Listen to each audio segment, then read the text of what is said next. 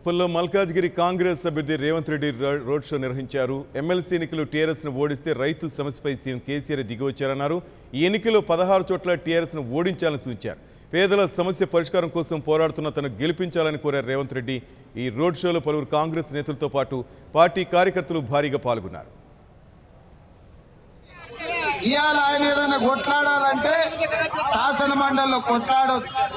ఇవాళ ఆయన నిధులు తేవాలంటే ఢిల్లీ నుంచి 1000 కోట్లు తీసుకురావచ్చు నరేంద్ర మోడీ దగ్గరికి వెళ్ళి.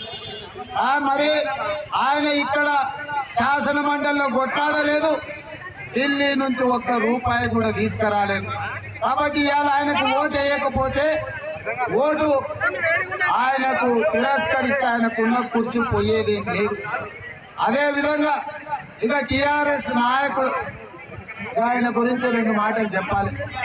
ఆయన ఎవరో కొట్టాను కాదు, ఆకాశంలో నుంచి నీరు పడలే, భూమిలో నుంచి పుట్టరాలే. పోయినసారి మీరు అందరు కలిసి కష్టపడి గెలిపిస్తే మల్లన్న పార్లమెంటు మెంబర్ అయ్యిండు. అవునా? పాలముక్కునే మల్లన్నను కూడా మన గొప్పతనంతో మన భుజాల మీద మోసి పార్లమెంటు మెంబర్ను చేసినాం. For more updates, please subscribe 99 TV Telugu.